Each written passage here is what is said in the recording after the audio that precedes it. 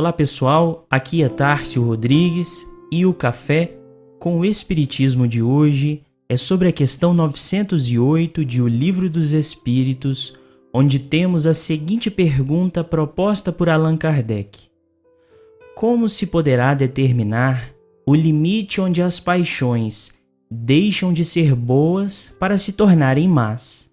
E temos a seguinte resposta dos Espíritos: as paixões são como um corcel, que só tem utilidade quando governado e que se torna perigoso desde que passe a governar.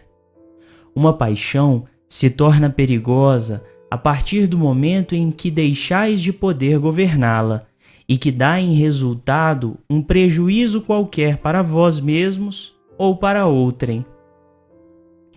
E segue-se no comentário de Kardec, onde ele nos diz que as paixões são alavancas que decuplicam as forças do homem e o auxiliam na execução dos desígnios da providência. Mas se em vez de as dirigir, deixa que elas o dirijam, cai o homem nos excessos, e a própria força que, manejada pelas suas mãos, poderia produzir o bem, contra ele se volta e o esmaga. Todas as paixões têm seu princípio num sentimento ou numa necessidade natural. O princípio das paixões não é assim um mal, pois que assenta numa das condições providenciais da nossa existência. A paixão propriamente dita é a exageração de uma necessidade ou de um sentimento. Está no excesso e não na causa, e este excesso se torna um mal quando tem como consequência um mal qualquer. Toda paixão que aproxima o homem da natureza animal afasta-o da natureza espiritual. Todo sentimento que eleva o homem acima da natureza animal denota a predominância do espírito sobre a matéria e o aproxima da perfeição. Nesta questão, temos o tema paixão tratado sobre outro aspecto, que é o de que podemos e devemos nos utilizar dessas alavancas para aumentar a nossa vontade na execução do bem e das boas obras. Mas para que isso aconteça, é necessário de nossa parte a vigilância para com as nossas necessidades e os nossos sentimentos, pois, como está disposto na questão de O Livro dos Espíritos, o excesso e a exageração dos impulsos naturais é que fazem com que incorramos no erro. Para que essa tarefa de manejo dos nossos impulsos seja bem-sucedida, uma das principais ferramentas que devemos nos apoiar é a reflexão, pois quase sempre o erro e os desvios surgem de atitudes irrefletidas e feitas sem que nos utilizássemos de nossa razão e de nosso senso moral. E a reflexão pode ser feita de inúmeras formas.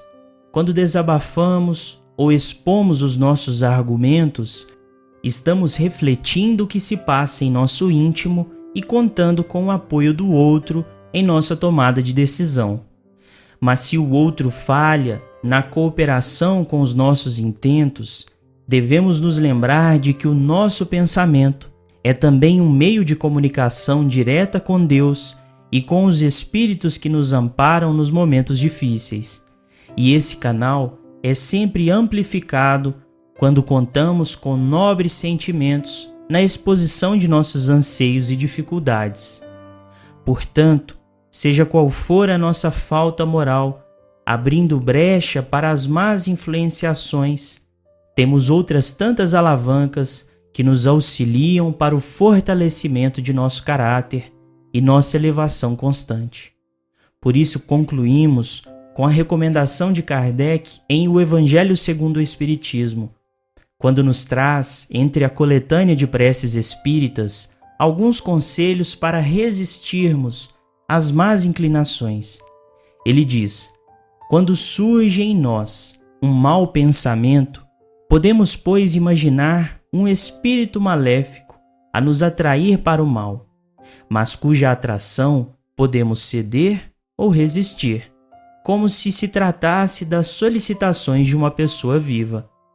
Devemos, ao mesmo tempo, imaginar que, por seu lado, o nosso anjo guardião ou espírito protetor combate em nós a má influência e espera com ansiedade a decisão que tomemos.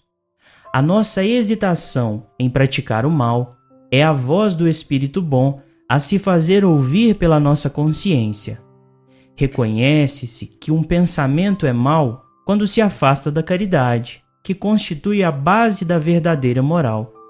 Quando tem por princípio o orgulho, a vaidade ou o egoísmo, quando a sua realização pode causar qualquer prejuízo a outrem, quando, enfim, nos induz a fazer aos outros o que não quereríamos que nos fizessem. Fiquem com Deus e até o próximo episódio do Café com o Espiritismo.